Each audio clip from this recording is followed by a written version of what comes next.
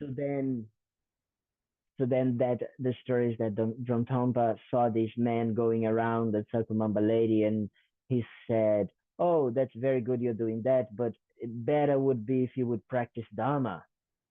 And then the man listened this from John Tomba, then becomes very okay. So then maybe like practicing Dharma means like chanting some mantras and all of that. So he goes and then he's chanting mantras and mantras and mantras and mantras. And then John Tompa goes around and sees him and he says, "Oh, what are you doing?" And he says, "I'm chanting mantras." And then he said, "Oh, it would be good. It's very good to chant mantras, but it would be better if you would practice Dharma." And then he was like, "Oh, okay, so I'm not practicing Dharma." So then he says, "Oh, maybe practicing Dharma is, like meditating and, sitting in perfect posture." So he's there doing that and then, trying to meditate. And then, and then he's there that Drum Thumper comes and says, "What are you doing?" And he says, "I'm meditating. Definitely here." And then Drum Thumper says, "Very good meditating, very good. But better would be if you would practice Dharma." And then he's like, so okay, so practicing Dharma must be then reading text. And then in Tibet we have these big kind of like long the books are not like this, they are like long like this, and then they read like this. So he's there sitting down and then doing this, and then he's very happy with himself, feeling. And then John Tom asks, "What are you doing?" And he says, "I'm reading text, Buddhist text, and Dharma text, very important." And then he says, "Very good to do that, but it would be better if you would practice Dharma." And then the guy loses his temper and he says, "What do you mean by practicing Dharma?" And he says, "Forget about this life."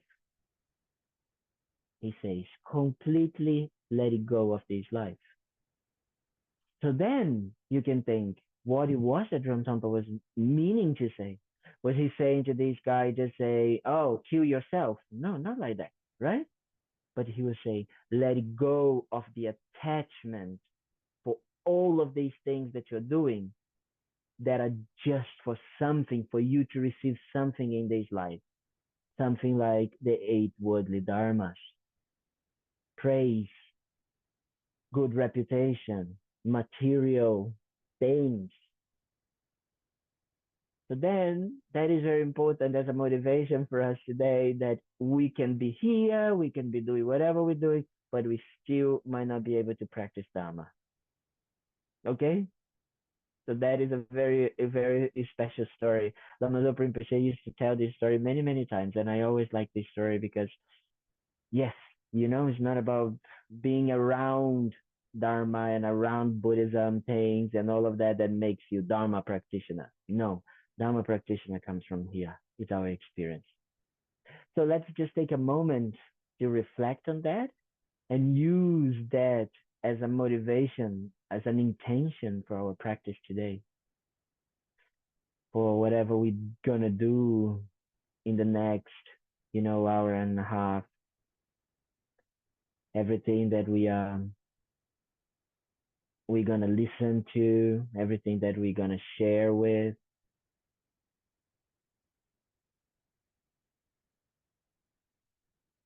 everything that we're gonna ask ourselves or contemplate,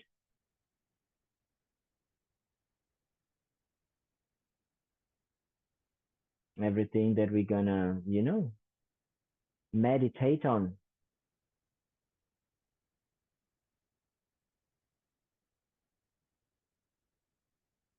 It can become just another thing to make our ego a little bit more satisfied temporarily, or it can become the cause of a more lasting and peaceful happiness for ourselves and others.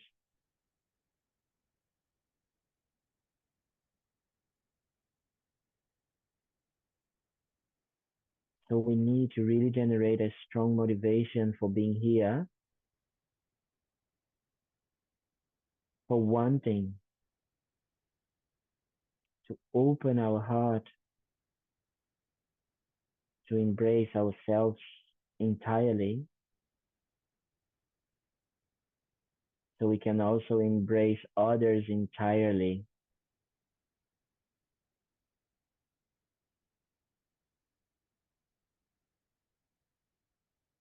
And we motivate ourselves to also use these words, this contemplation, this meditation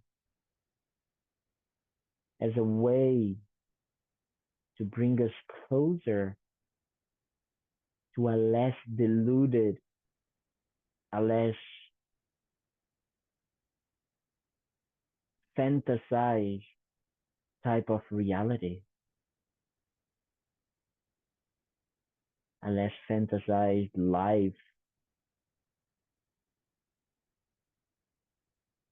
with less expectations and more based in reality, based in understanding cause and effect.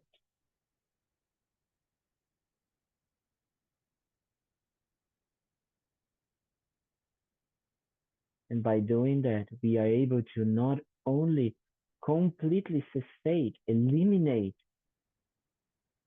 our own suffering and the causes of our own suffering,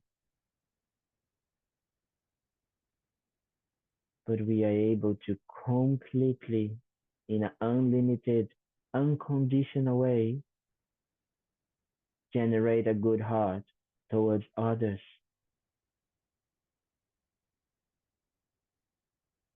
And the best wish we can have for others is for them to be free from their suffering and that they are full of love, compassion, kindness.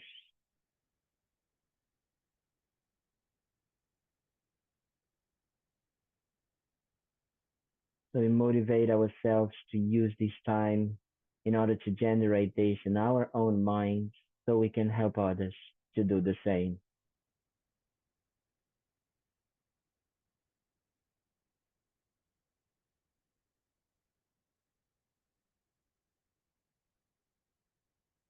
We try to motivate ourselves like that.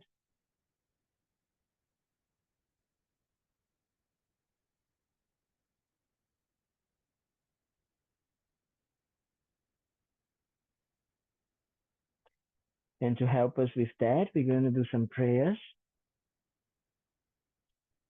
and try to find them.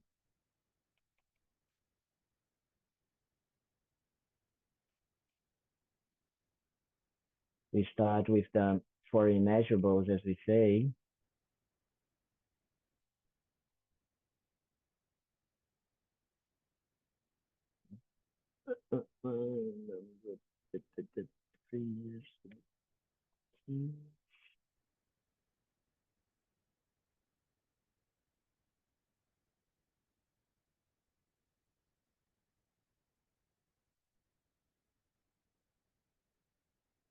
So we can start with the four immeasurables. Cannot find them anywhere. But we can start just thinking about generating, as we say, equanimity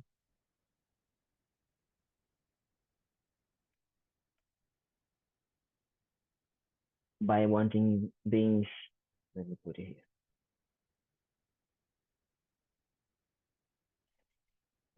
And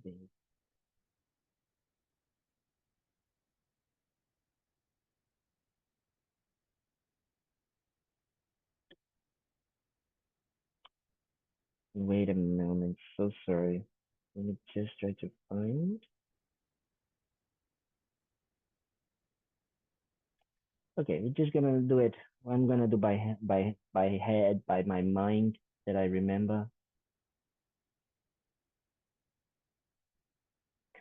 So we just try to generate this mind that wants sentient beings to be to have equanimity in their minds. May all sentient beings abide in equanimity, free from attachment for friends and hatred for enemies. And then we want to develop what we call love, which is the wish for others to be happy. So we think, may all sentient beings have happiness and the causes of happiness.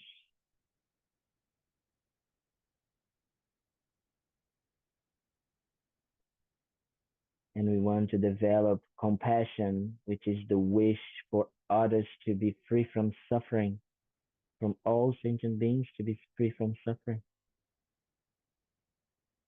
So we say, we pray, we aspire, may all sentient beings be free from suffering and the causes of suffering.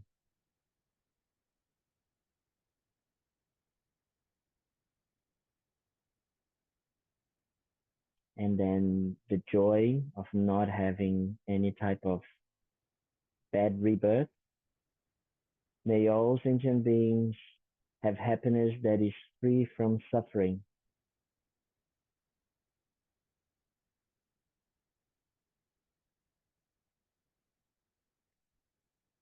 And we can take refuge, asking, for our mind.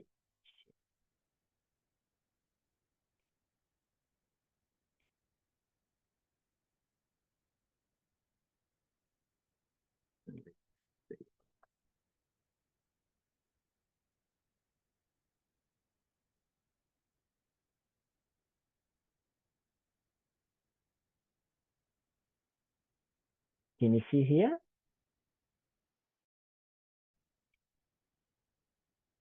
Yes, can you see?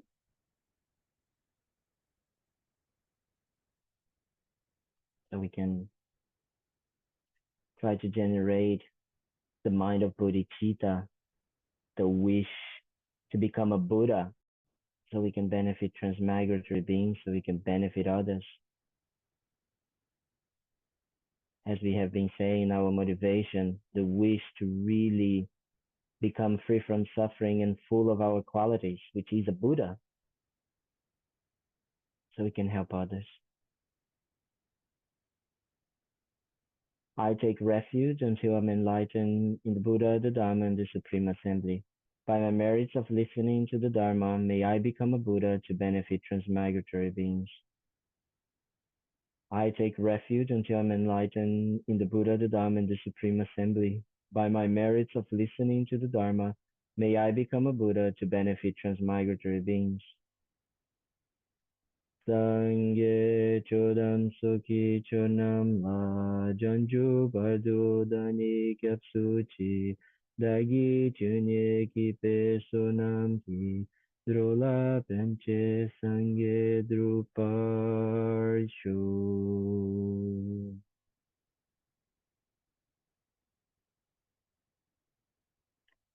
All right.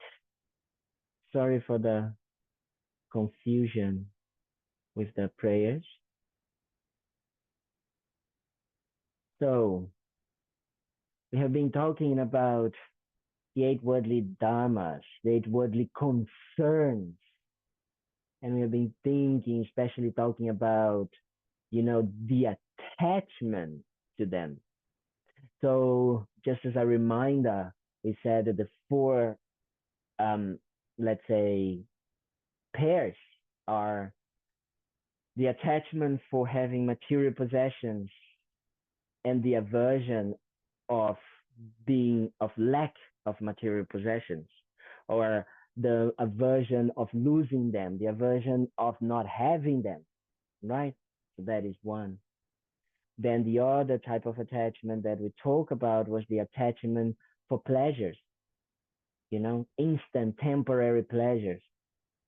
And then the aversion of unpleasant or discomfort situations, right? And then the third one, which is very good, we always, at least for me, my big ego, attachment for good reputation and aversion from a bad reputation. Sometimes we call fame, but fame is, sometimes we can think that is something, oh yes, only if you want to become a Hollywood star, but not like that. It doesn't need to be a Hollywood star. It can just be wanting to be a good, a good girl, a good daughter, a good husband, a good, like a just even wanting to be a good friend, but with attachment, right? It's not about you shouldn't be a good friend. You're gonna say, oh yes, because Calvin told me that I don't need to be a good friend, I can be a bad friend. Not like that. But it's the attachment to wanting to be a good friend, the attachment for doing things with this second, kind of like this hidden agenda, as we say, right?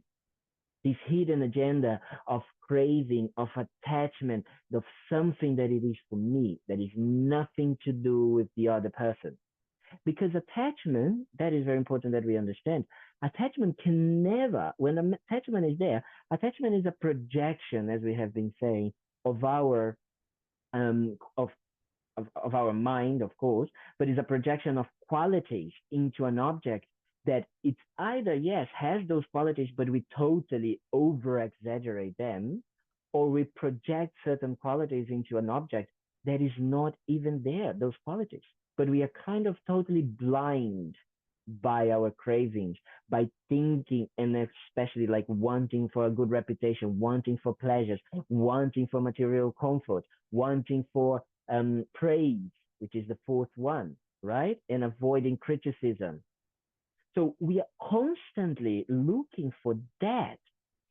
If this mind is there, if the mind of attachment is in our mind, we can't have an open heart. We can't be thinking about the other person. Like there's a very special teacher, Jitsuma Tenzin Palmo, and she's an English nun. She stayed for 12 years in a cave meditating in the Himalayas in the 70s, or yes, I think it was in the 70s or 80s. And she has a very nice book called A Cave in the Snow. If any of you want to read, very special book. And then she talks about it that yes, it's kind of like um, the mind um, can only hold. This is something that when we are studying mind and mental factors, how the mind works, when we go a little bit more deeper into the philosophy part and the technical part, the mind cannot hold two objects at the same time. So we can either be thinking about ourselves or we can be thinking about others. So there's no something like, oh yes, I'm 60% thinking about me and 40% thinking about others. There's no such thing, you know? The mind is either thinking about my pleasure, my attachment, or we are thinking about others. Of course, the mind changes very quickly, so we can be interchanging these thoughts, right? These ideas, these craving for myself, and then, oh no, I want to help others, craving for myself, I want to help others. So that is very important, that when attachment is there, really there, there's no space for thinking about others. There's no mind, there's no openness. And she used to say that. So there's no kind of like half attached or half being half altruistic. Yeah, no, there's either you being attached, either you being selfish, either you being altruistic. So there's no both. There's no half at the same time, right? And that is very important because that is the mind that is creating all this suffering. And again, as I said last time, it's very important that we understand that it's not about the object itself. So it's not about not having a car, not having a house, not having clothes, not having phones, not about that. Not having friends, not having loved ones is not that. Is the mind that attach to them and think that they will bring a lasting happiness. They can't. They can't do that. Why? Because they are in the nature of being changing, the nature of constant change. So they can't give us this lasting happiness that we are looking for. Things are changing all the time, and we need to understand that. That is why we meditate so much on impermanence, that we think about death, because that is reality. That is how things are, right? We cannot understand that. We don't have the sun shining all day because we have the sun and then we have the moon and then, it's night. So the sun is also changing because we are spinning around, you know? We are not fixed, concrete in one way, and the sun is always there. Yeah, the sun is always there, but we are changing. We are so things are changing. This is one way of changing. Our mind is changing. The impermanence and the ever changing has very subtle ways of being noticed, of being felt, experienced. Our bodies are changing all the time. Besides Benjamin Button, I don't know anyone else that is actually getting younger, I always like that movie because it's exactly how we think it is. It's things that we always thinking that we are getting younger and younger, but actually we're getting older and older, and the pains come, and then this, and then that, and then we can't hear anymore so well. That is the nature of change. We can try to avoid it, you know, by doing many crazy things, if I can say, and I don't want to harm anyone's feelings, but sometimes very stupid things that we do, to keep ourselves from aging. But it's the nature of reality, is in the nature of our life. That's why it's so important that we actually start to understand this, that we start to look into things into a more realistic way, right? So that's why we say that whenever we are under the control of the eight worldly dharmas, the eight worldly concerns, we are always dissatisfied. And if we look in our lives, if we actually stop right now and make a list of things that we thought today, what we want, what we didn't want, what we was in the back of the mind, it was all eight worldly dharmas.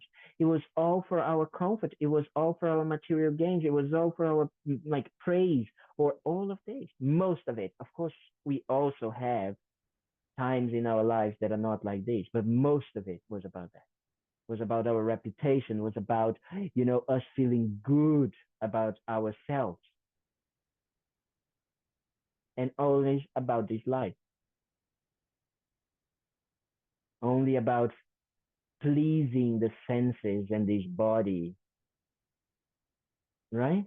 And as I say, of course, we need to use the body, but we can do things completely different, because the mind that only thinks about ourselves and our happiness and our, attachments is not a mind that is bringing a lasting peaceful happiness.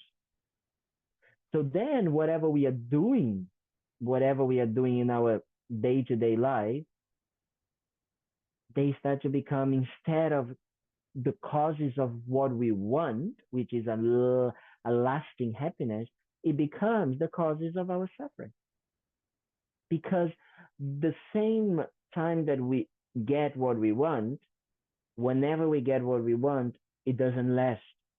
So we get the fear of losing it, the fear of losing those things that we have, or the wish to have even more now that we have one, you know, or to have a new one, because things deteriorate.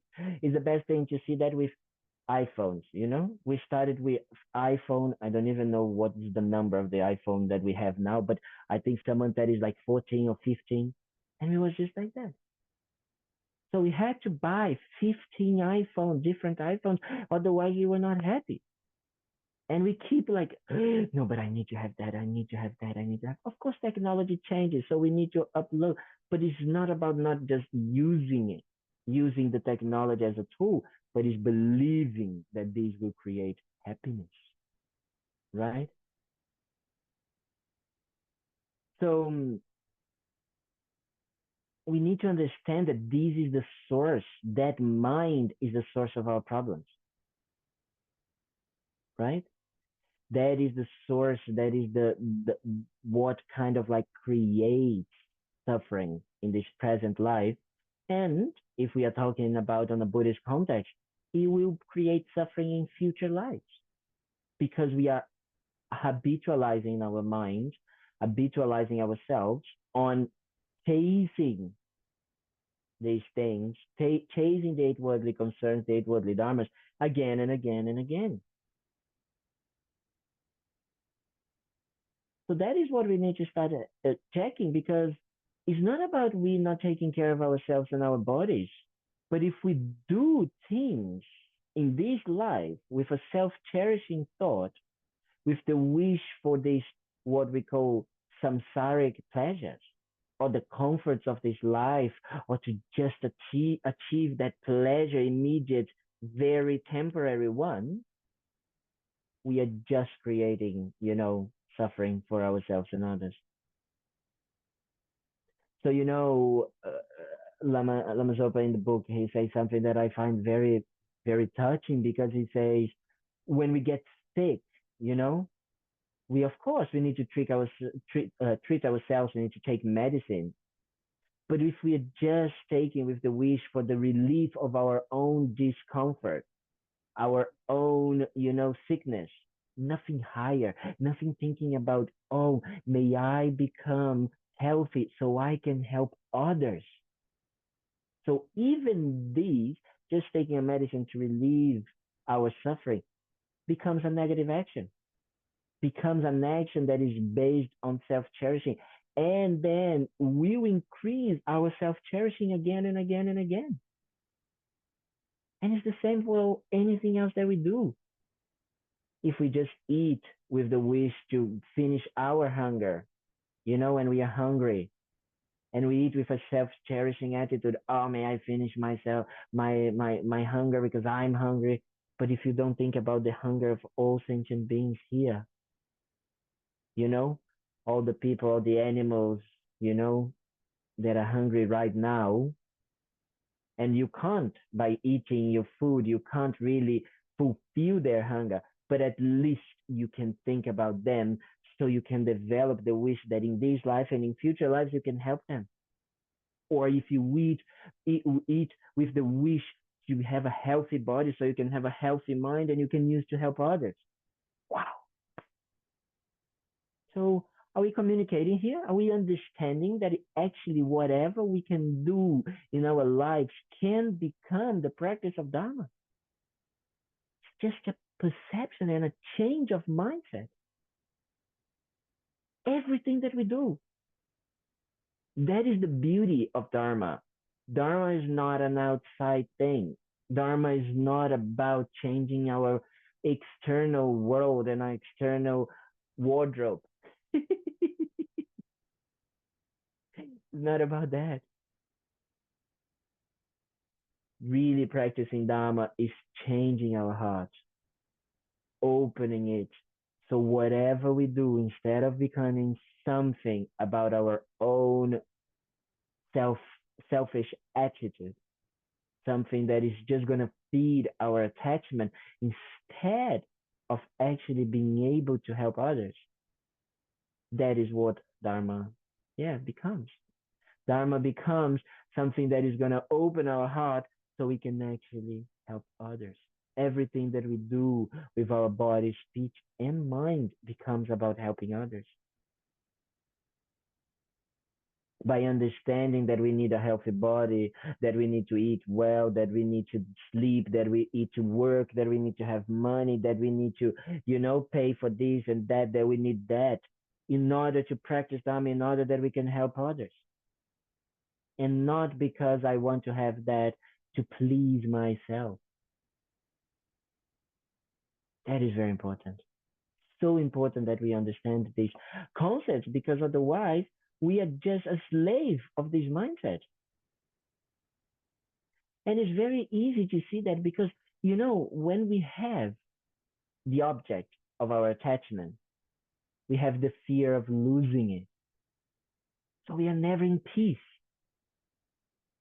We are never in peace. We bought a new car, so then we start to become worried about the car.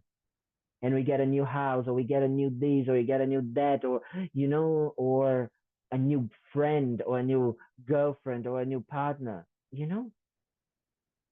and then we're afraid of losing them. The moment we get what we think we have, it's not that it's finished. Oh yes, I'm in peace now. Nothing is missing. No, it's the opposite. It starts immediately the fear of losing these things.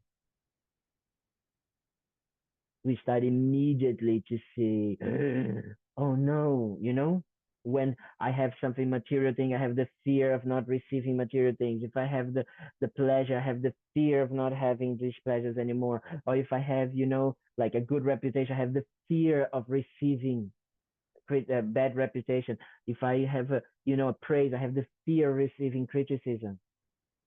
So it's not that when I receive something, I immediately start to have the fear of receiving the opposite of it. And that is the fundamental suffering in our daily lives. As I say, the pinball, pinball, those like kind of like things that goes like, that's what we are. Our mind is like that. That goes here, then, and it's like a constant. It's almost like we're constantly being like a wave. When you're in the ocean and then there's a wave and then there's another wave and then there's another wave and it never stops, never stops.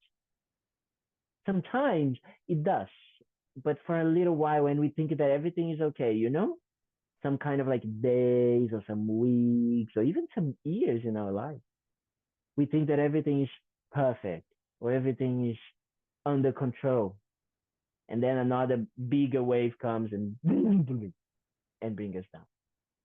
There was a girl, no, that came, I think, recently, and she said about that. I always come when I'm going through something in my life. That's great. It's great that we can do that. But if we don't practice Dharma all the time, that means that these things are going to continue happening all the time. So we are not cutting the suffering, the root suffering. And the root suffering is this attachment mind, the mind of attachment, the mind of aversion to these things, the mind that believes in projects these qualities and projects this idea that happiness is outside and happiness is when I get these things and happiness will happen exactly forever when I get these things. So because of attachment, if we have the objects or if we don't have the object, it's suffering. Because when we don't have the object, we want them. And if we have them, we are afraid of losing them. I don't know, but this situation sucks for me. I'm sorry.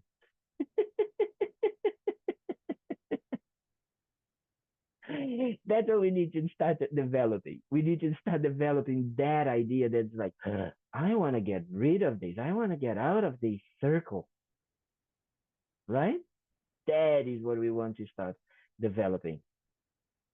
You know, because as long as we rely on external objects, we rely on these, external, like say, even if it is external objects in the way of like receiving praise or receiving good reputation, we'll never find stability. We'll never find a peace and long-term happiness. Why? Because, well, this external world is changing. People are changing. So the person who actually was saying to us, oh, you're very nice today, might be saying tomorrow you are not very nice. And today, we might have money, but tomorrow we might lose it all. Or we have a partner and we might be in love with them, and then tomorrow they might not be in love with us anymore. It's all part of the deal.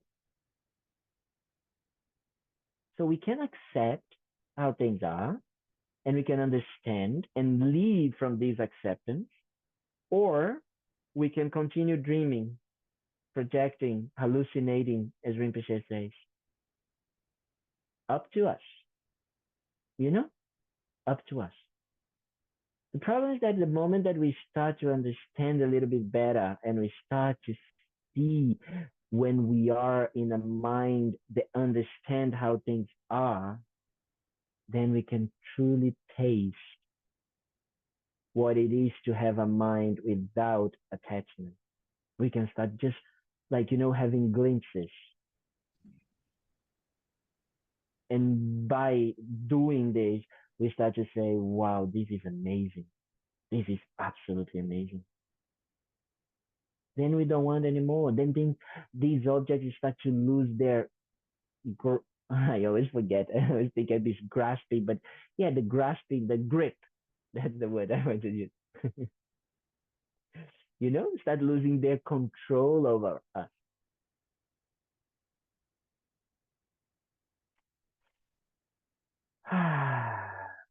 Because really, this is what creates all the suffering in the world, that mind, all the wars, all the famine, all the situations that we have, family problems, financial problems, so society problems, economical problems, even natural disasters, is that mind that is chasing attachment all the time and aversion to things. And all of that comes from a wrong view, as we say, a projected mind, a mind that is projecting qualities and projecting, or, aversion. What is the opposite of attachment? Aversion is projecting the negative qualities. That's very easy to say. Like someone does something to us and we say, oh, this person is horrible. They are the worst person in the world. And then we just see this person as totally, like, done. That person is like that. And it's very hard when aversion comes and we project those negative qualities in someone and we hold on to them as true and we see them as like that, because it's so hard for us to lose that grasping, that grip. So then the person actually can do so much for us, can be nice, can be kind, can do many things, and we are like, no, no, no, but they are bad. No, no, no, I know they're just doing this because they want this or that. No, sometimes they're just doing that because they are nice people as well. They are not this horrible person that we are projecting in our mind. And then comes the most difficult part of this, which is that we do that with ourselves. We make a mistake. We do something that it is relatively, or in a society, as we say, in the way that we see things or the way people see things, it's wrong. And guess what? We all gonna do that at some point in our lives. We all gonna make mistakes. And then we create aversion, anger. Aversion and anger are synonymous in this case here. Anger towards ourselves, right? Because there's these two types of anger. Anger towards others, and that's where wars come from. We project the negative tendencies, the negative qualities in others, and then we create me and others are bad, and me and my friends are good, and we're gonna do whatever we can to destroy that. And then there's the anger that is towards ourselves, and that is what depression is. That is what low self-esteem, self-hate, and even people that kill themselves.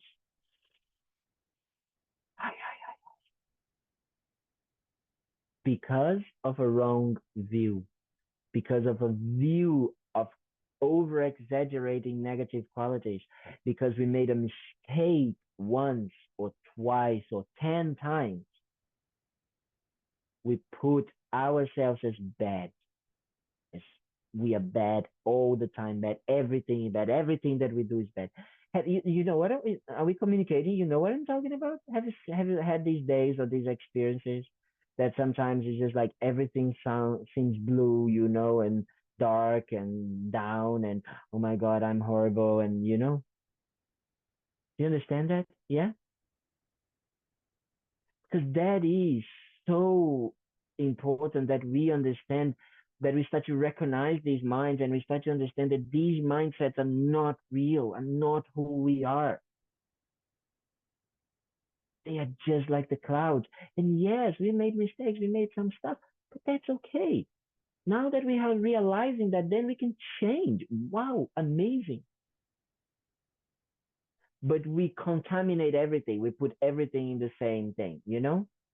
We everything that one, it's very easy to see. I'm gonna do an exercise. We're gonna do an exercise now. In your day, how many times do you count? I think in Christianity we say count your blessings, right?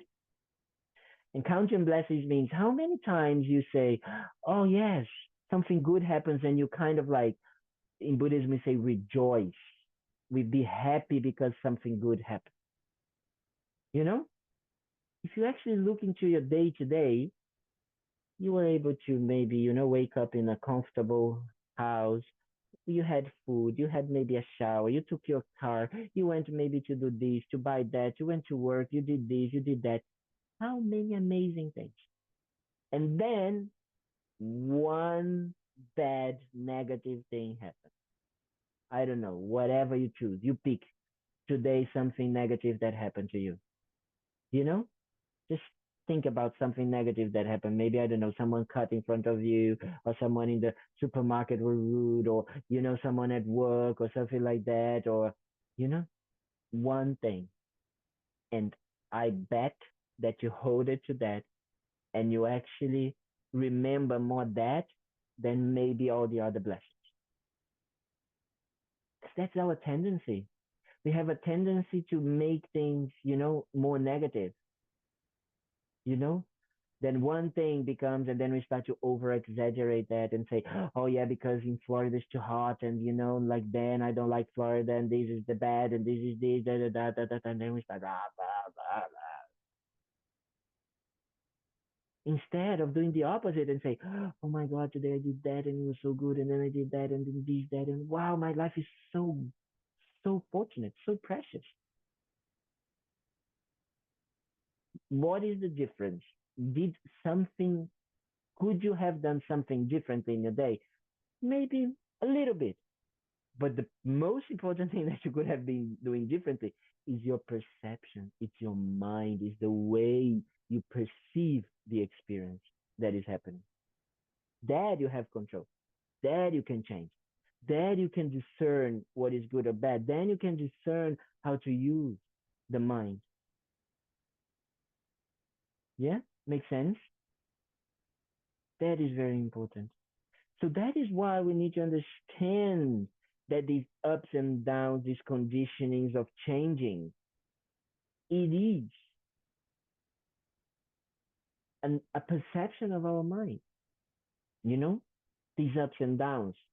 It's because we don't understand change, because we don't accept change, because we don't want to understand how things work, that these ups and downs work.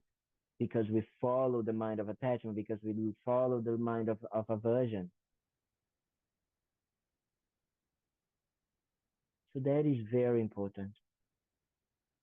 So important that we understand that. Because that is the suffering. That is when our suffering comes from. Does anyone wants to ask any questions or any remarks? Because I want to maybe do a little meditation as well today. But I want you guys to say something, to ask something. Any questions or anything? No? I'm going to try. You're gonna what? Cry? I'm going to try to say something. Okay. I was talking to a friend of mine on the phone, and she said I was being judgmental towards her. Ah, good. And I really had to stop and think. The first thing was I got upset. And I'm like, Yes. and then I'm like, but I'm really telling her the truth as I Yes. see her actions. Yes. And then I was like, well, maybe I should think about this. Maybe I am a judgmental person. And, Yes. then I had to be quiet and listen to what she had to say, because maybe I'm supposed to learn something from this woman, Yes. right? The criticism. And then Yes. I have to say, is it true or is it not true? So Yes. then after this conversation that I had with her on the phone, which was like an hour and a half, I went in the sunroom and I said, I better try to meditate and just like, get out of this, yo-yo mind, like you say. Yes. Well, I still don't know what the truth of the matter is, really. It's kind of like maybe I am, and I have to learn, and I have to look at myself. And anyway, that's what I say. I'm going to try to talk about something. Very good. Very good. This is very good. Thank you so much for sharing, Sharon, because I think that's very good. Because yes, no, first when someone says to us, "You are like that," you are judgmental, or you are like this, immediately, no, we immediately see the ego or the I becoming a bit like, I'm not like that, right? I'm not like this. The first reaction is kind of like denial, or, kind of like, I'm not like this. And then you get like a bit anger towards the other person, right? Already it's like, who is this person like doing this to me? Da, da, da, da, da, da. The mind starts to defend. We go to defend mode, right? To kind of like protect me, the special me. So yes, that is definitely great. So this person already, just by doing this, best friend. Just by helping you to see that, to see the eye. In the monasteries, we tease, we are teasing and making fun of the monks all the time because we want to help them to see that ego coming up, right? So all the time, pulling the leg and doing this and making jokes and funny and things like that, just for the ego to come. And then we always help each other with this way, right? So that is like is what we say the best of friends. When someone tell us, that is one thing. The second thing that I feel that is very interesting, what you were saying, is that you know when you say, "Oh, maybe I am a judgmental person." I understand that the idea of saying that, but we need to understand that mm, you could not be a judgmental person, because then it would mean that you would be a permanent judgmental person, and you are changing all the time, right? So might be, and this is just is a little bit of a kind of like a vocabulary thing, but it can help the mind to understand a bit more reality, that it is, I have the habit, or the the habit to be judgmental sometimes. You understand? So that means it's a habit. It's a way that your mind works in order to find happiness and find not suffering, and find not find suffering. You understand? It's just a habit. It's a way that maybe we started to create in our minds and say, oh yes, if I judge this person, if I do this, if I say this, then this person is gonna kind of like, understand, and then I'm correct. And it's just that, it's just a habit. It's not who you are. And that already creates a bit of space. And you know what does this way of thinking? Stops the Christian guilt. Bang, bang, bang. I am like that. I am a bad person. Oh my God. Yes, maybe I am. Oh, oh. No, I have tendencies and I have habits, and some of them might not be good, right? So then you use like this. And then you need to start investigating if it is true what this person is saying. So then you can think about, whatever I was saying, was it beneficial for her? We start to analyze. Was it beneficial for her in the long term? Or I was saying, with the mindset that was just wanting to say something, to just immediately give an opinion, what I think it is the right way.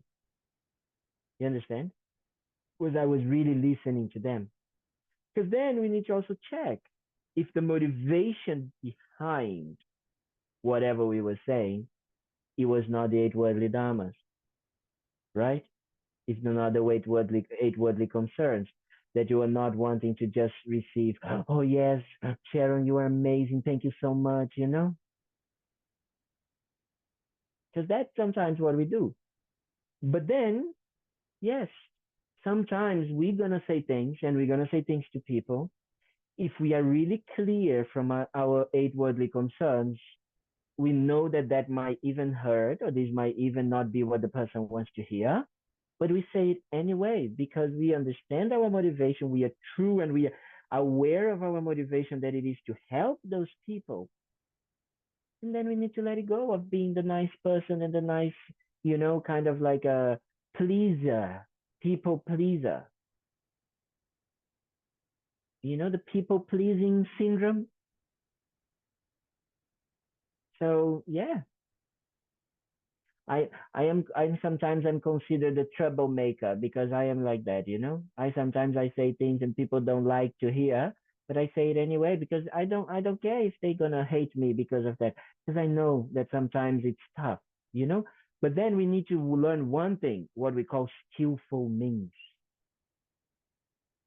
right? And skillful means, it's a lot to do with the reality of how things are right now, and then the way you're gonna speak, you know the tone of the voice, the words you're going to use, the situation, if that was the right timing.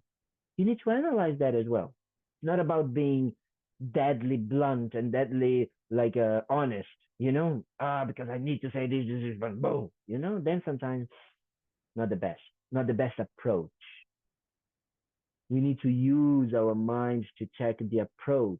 If the approach was going, because otherwise, even though we might be wanting to help and might be wanting to say something to someone that we know might benefit them, if we don't get with this good approach, it's not going to enter their mind.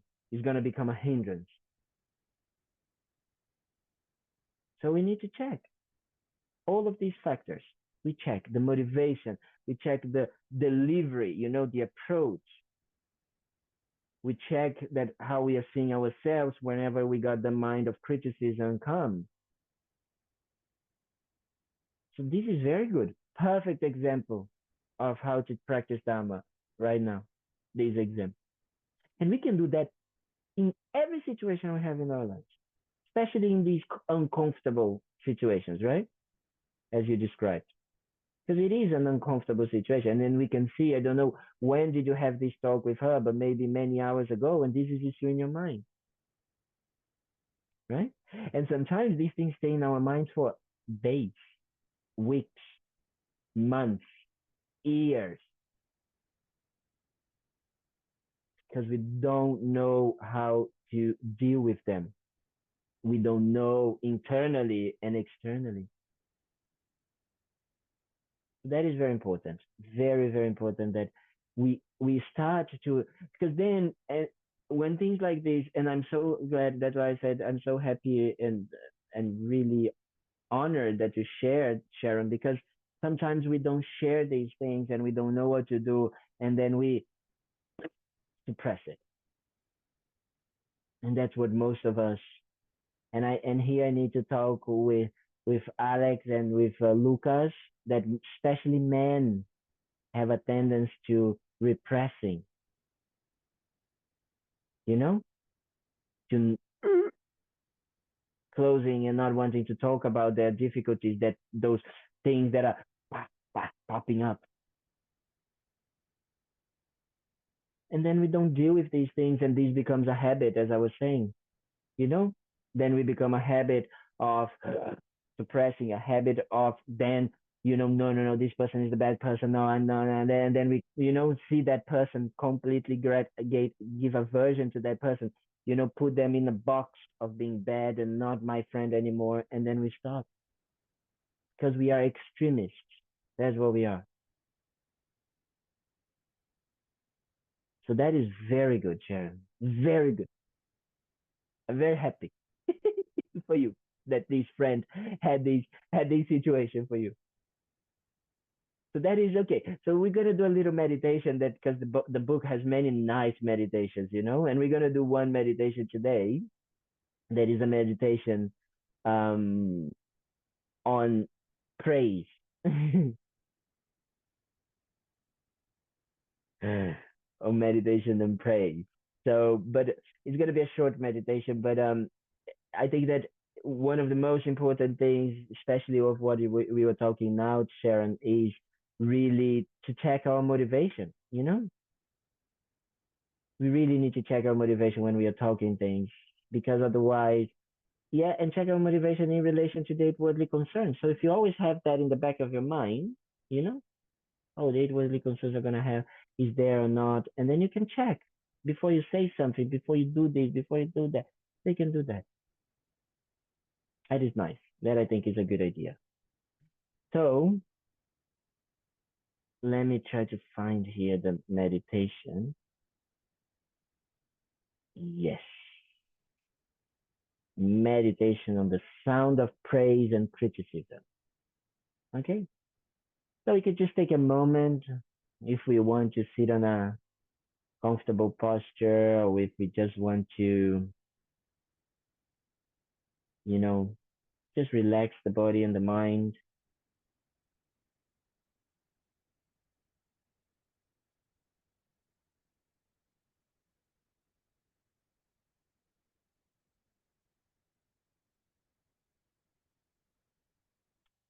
making sure there's no tensions, or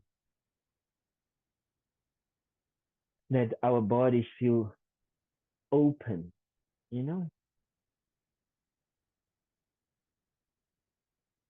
The body can tell a lot about how we are also experiencing things, you know. If we are closed like this, if we have our hands like closed like that, you know, like crossed like that, we can immediately see that we are not very open. But if we have, you know, our hands down, our shoulders relaxed, then we are a little bit more open to whatever is coming.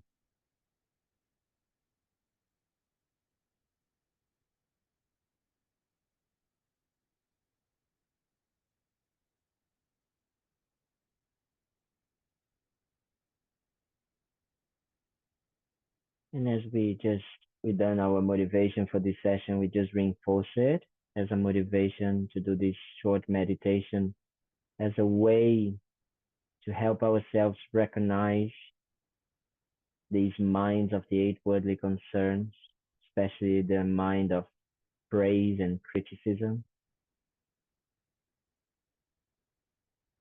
so we can recognize it, we can see the faults of this mind,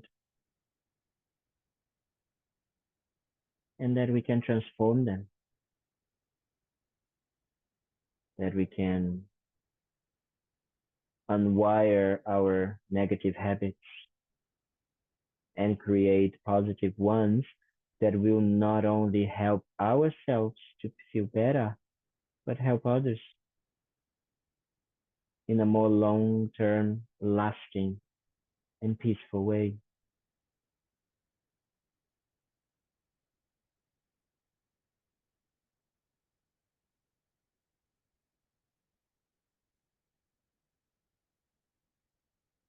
And we spend just a few moments trying to concentrate and focus our minds on our breath for a little while.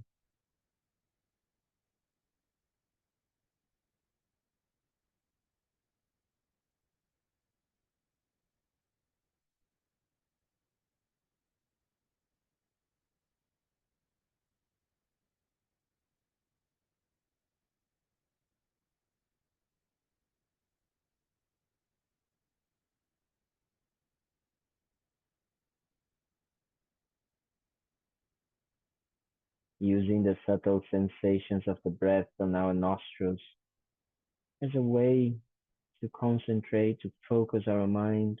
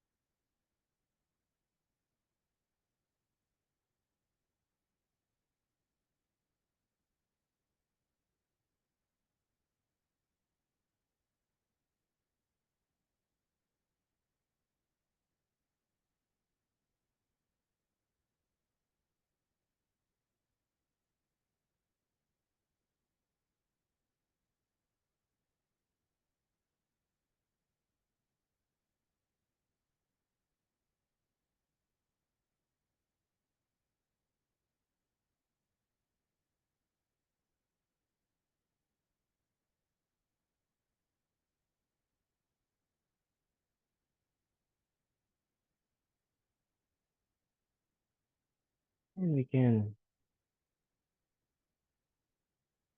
just start thinking about how pleased we are when somebody praises us.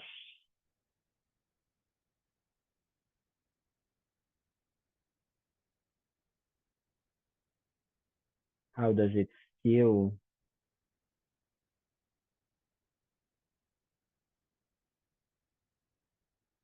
You can try to think a compliment or some praise that you've recently received.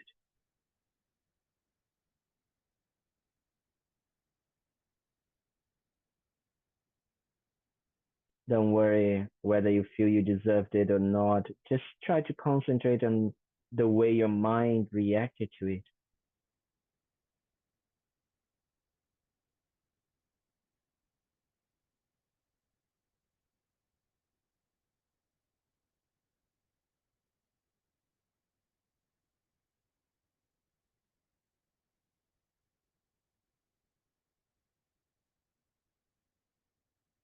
Try to even check in your body how it felt, if you felt something.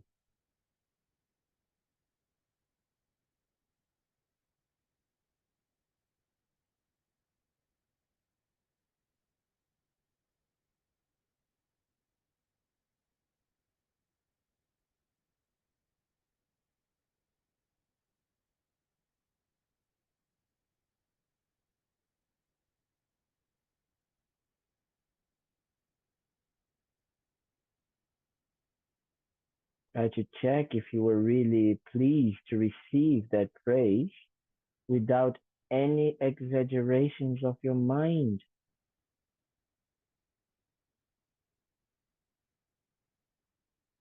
Or the moment you heard the praise, you heard the compliment, your mind got attached, puffed up.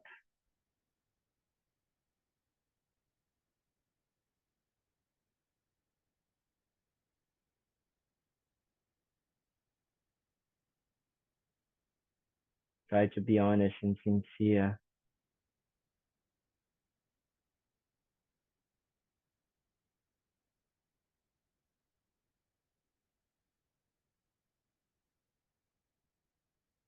And check how much do you need praise.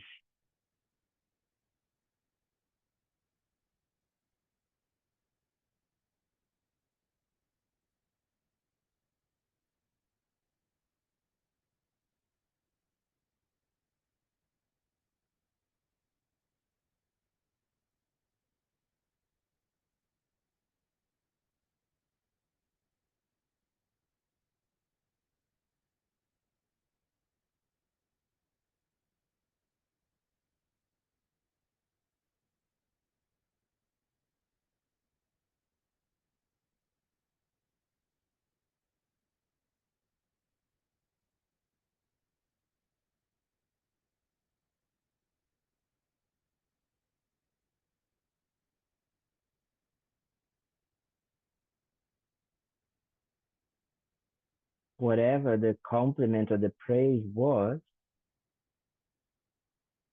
where is the real happiness in those words?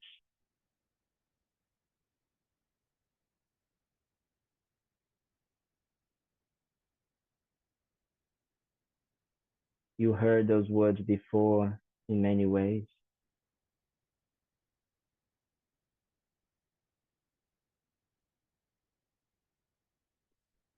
They are just sounds hitting your ear.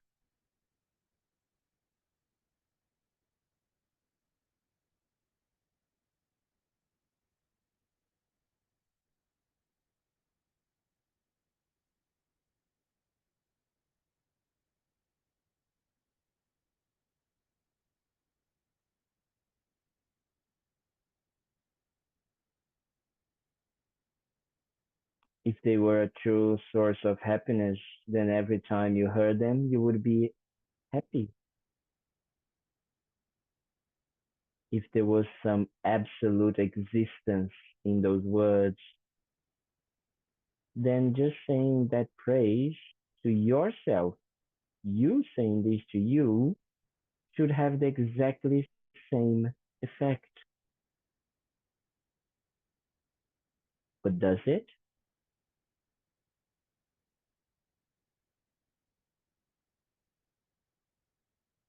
Try to do it, you know? Try to check whatever the person said to you, how nice you are, how beautiful, how kind, how special. Try to say this to yourself and see if there is the same effect, the same happiness.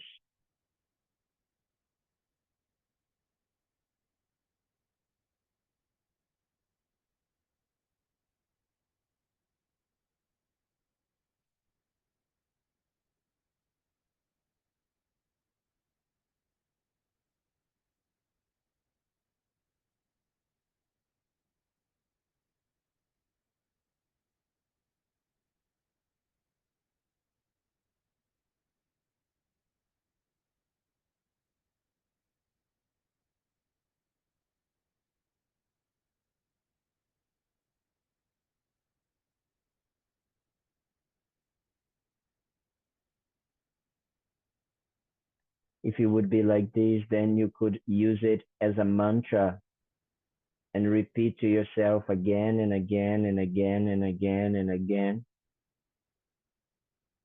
Would that bring you real happiness?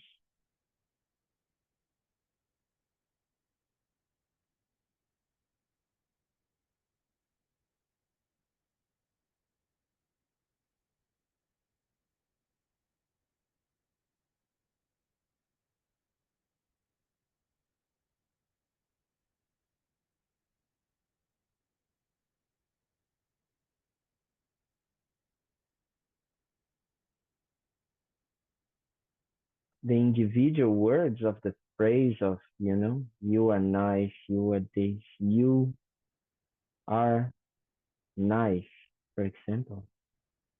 If we see them individually, do they bring happiness by themselves? Are you happy just by hearing you?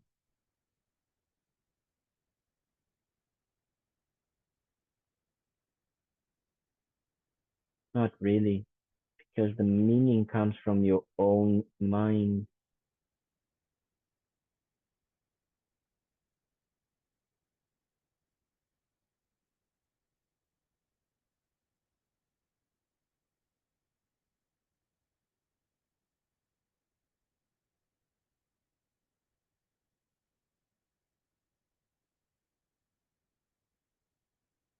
And we can do the same with criticism,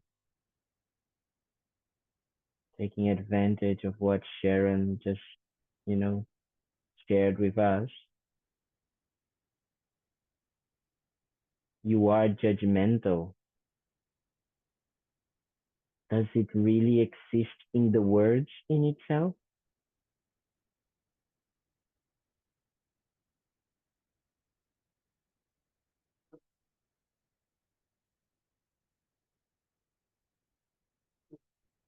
If you check each word,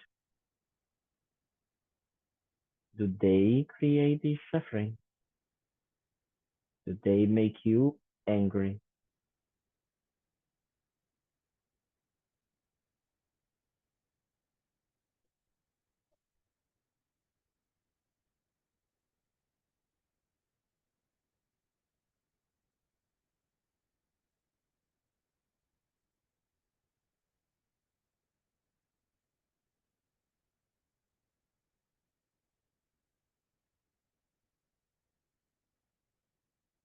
You see that it's not the words that are the problem,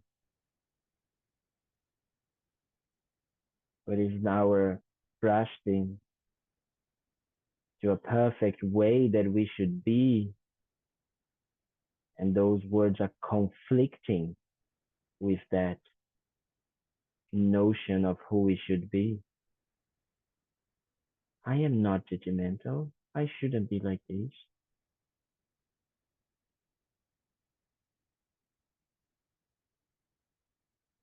But we don't understand that both of them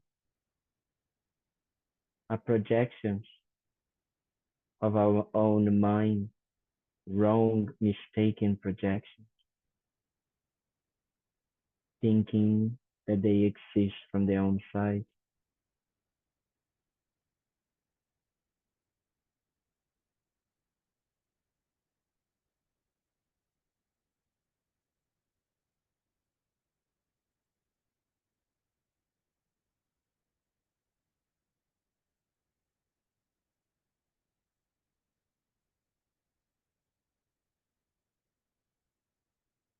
So if we see things like this, we don't get so attached to the sounds of the words and the meaning of it, but we look at our mind and our perception and we can transform them.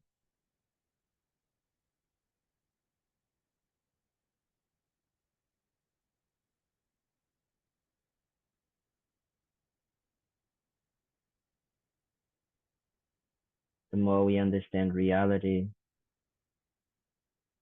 the less we attach to the inherent existence of negative views of ourselves and others. The more peaceful we become.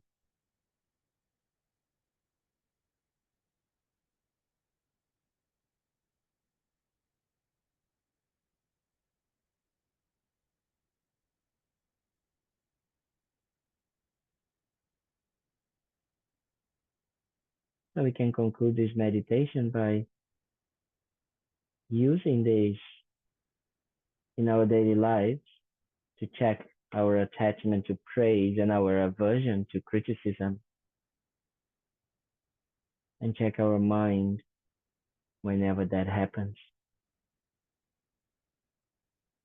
so we can transform it by seeing that they are not coming from the words itself, but from our own view of ourselves, our own projections, based in an unrealistic way.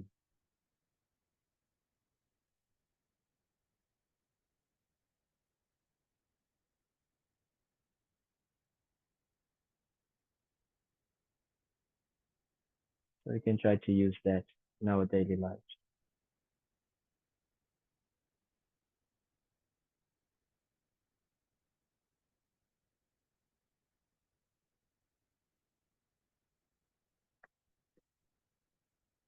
Okay.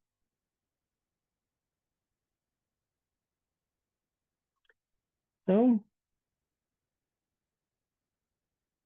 that is a good exercise that we can do. It's a good exercise of liking to be uncomfortable with ourselves.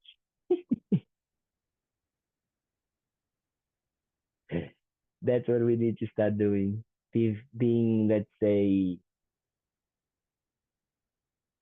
yeah, okay with being uncomfortable and challenging our inherently existing, our so concrete views of ourselves and things, like praise, like words, and the meaning they have, because they are not in the words in itself, in and by themselves, but in our perception of them, and our perception in relation to our perception with ourselves. Okay, that's very important. Very, very good. So I don't know if any of you are being able to actually read the book, How to Practice Dharma, but there are many nice meditations like that at the end of the chapters, and they are very useful on our daily lives. So I highly recommend, if you can read, the book, much better than me. It makes much more sense and is much more organized. But it's very special because it's one of the books that I feel that it was very well organized in relation to not only the teachings, but then having very experiential and applicable meditations like this, exercises like that. So I think if you can read, I think it's very good. It's very, very nice. So, any questions or anything before we do the dedication and the prayers? No? Everybody okay? Okay, good. So, one thing that I need to remember is tomorrow we have the morning meditation. Yes. Sunday we don't have online teachings, but Rebecca, I will do an exercise or a discussion group or something like this that I at the center on Sunday.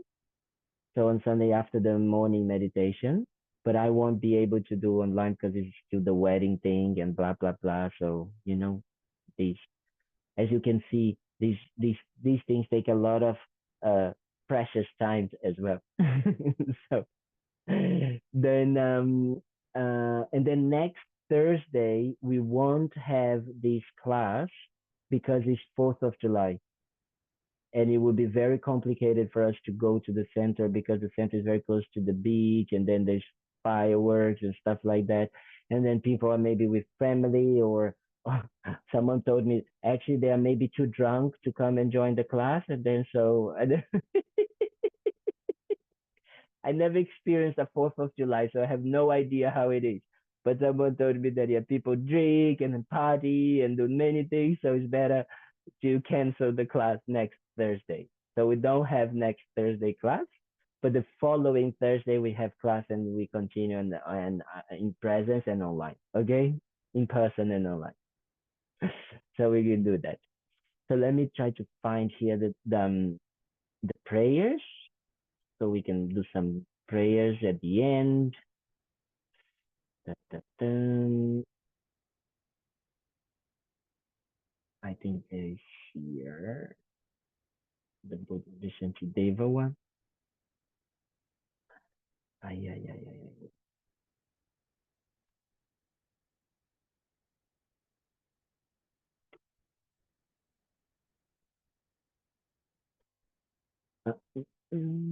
Prayers, prayers, prayers, dedication.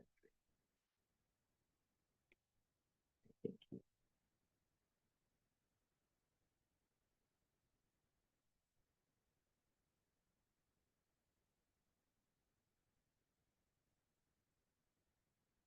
No, it's not here.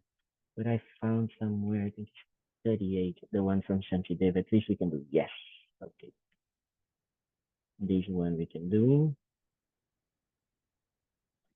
Let me share with you so we can share together. And then we do a dedication. Always when we do dedication, that's the idea. No, we dedicate for all of these positive intention that we created, all of these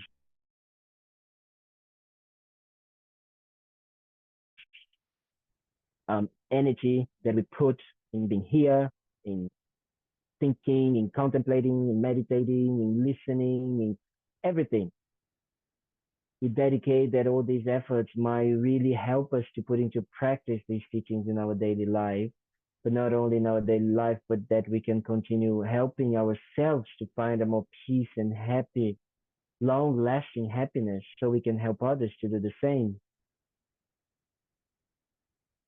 So we can achieve that state of no more suffering and a state of completely perfection of our qualities, which is a Buddhahood, enlightenment, to become a Buddha.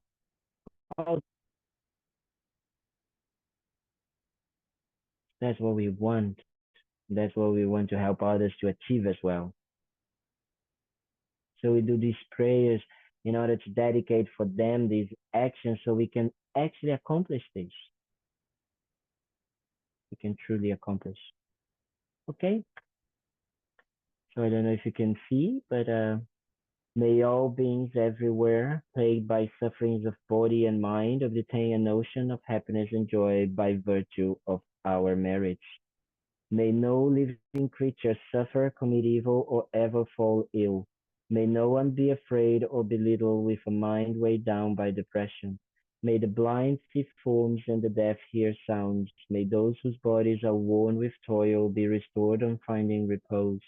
May the naked find clothing, the hungry find food. May the thirsty find water and delicious drinks. May the poor find wealth, those weak with sorrow find joy. May the forlorn find hope, constant happiness, and prosperity. May there be timely rains and bountiful harvests.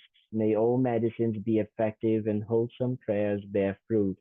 May all who are sick and ill quickly be freed from their ailments. Whatever diseases there are in the world, may they never occur again. May the frightened cease to be afraid and those bound be free.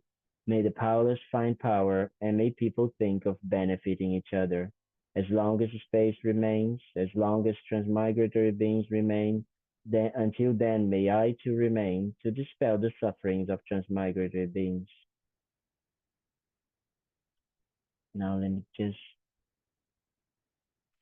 see dedication, standard dedication prayers. So we can just here. May the precious supreme Bodhicitta not yet born arise, and may that arisen not decline, but increase more and more. And then we can do the long life for His Holiness, Savior of the land of snow, teachings and transmigratory beings, and who extensively clarifies the path that unifies emptiness and compassion. To the lotus holder, Tenzin Gyatso, I beseech, may all your holy wishes be spontaneously fulfilled. And then we do the long life prayer, the swift return prayers for Lama Zopa Rinpoche, peerless teacher and assembly of the children of the victorious one, Travak, Shravakas and Pratyeka Buddhas, victorious Losam, father and sons, along with the lineage masters, all the objects of refuge of infinite lands, please bestow the virtue and goodness of accomplishing this prayer here and now. Holding and spreading the Muni's precious and complete teachings through explanation and practice, you are the armor of patience that is never discouraged. Incomparable Venerable Guru, to you I make request. While striving single-pointedly for the sake of the victorious one's teachings, the sole gateway through which all benefit and happiness emerge, and from other living beings, you certainly departed to peace. What a great loss. Nevertheless, through the undeceiving truth of the blessings of the oceans of the three jewels and the great waves of bodhicitta of the children of the victorious ones, may the smile of a reincarnation swiftly beam in glory for fortunate disciples.